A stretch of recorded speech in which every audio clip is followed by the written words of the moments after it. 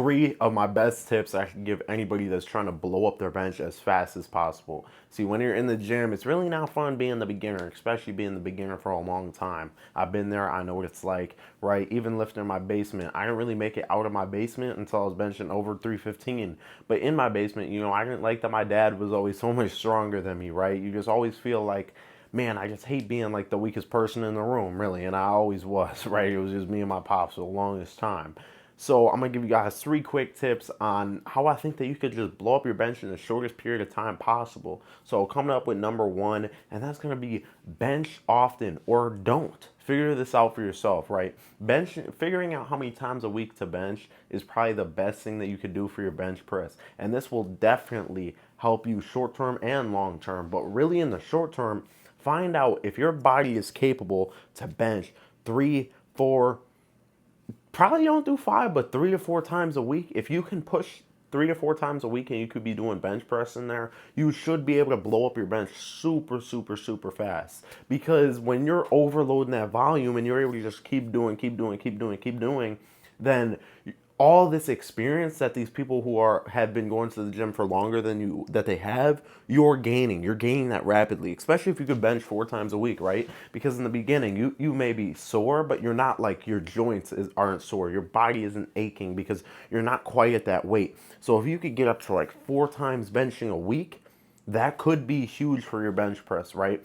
Just because you're gaining up, right, on these people who have been benching, like someone benching 315, let's say they've been working out for a year, and you just hit the ground running.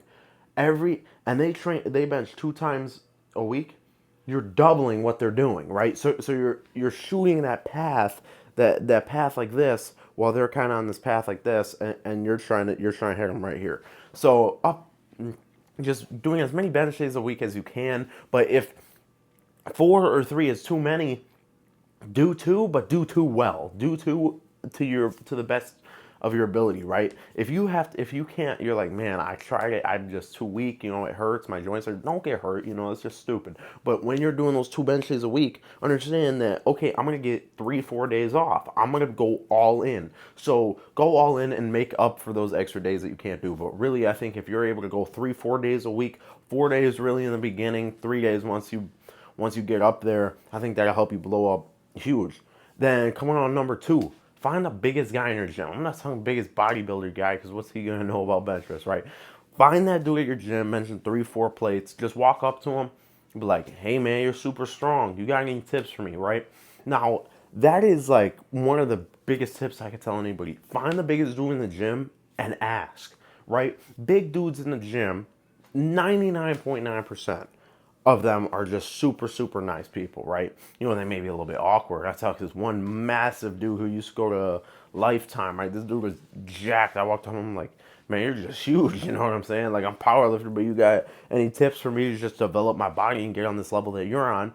He was extremely awkward, but super nice guy, right? So most of these people, even if they come off intimidating to you, will actually feel really happy that somebody's asking them on how to grow their craft because that's their craft as well. You see what I'm saying? So walk up to the biggest guy and listen to what he has to say, right? If he tells you something, you're like, there's no way this is true, listen to it, interpret it. You don't have to take every single piece of information, but if he says, okay, let me watch you bench like real quick, maybe you could just ask even, hey, do you mind if you could just watch me hit a bench press real quick? You lay down, you do a bench press, and he goes, oh yeah, instead of your elbows coming directly like this, tuck your elbow in a little bit, and it blows up your bench, right? So you never know. Just ask the biggest guy and get the answer, right? And if the biggest guy is like a dick for some reason, then screw him, bro. Just walk away. You know what I'm saying? Just be like, oh, sorry for wasting time. Just walk away and just go find the next person because I'm telling you, the next person that you're gonna find, if that last guy was not a super nice gym goer to you, the next guy that you find will be bigger and he'll be a lot nicer and he'll probably call that other dude a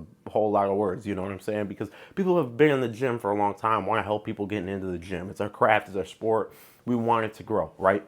So now we're coming on to number three.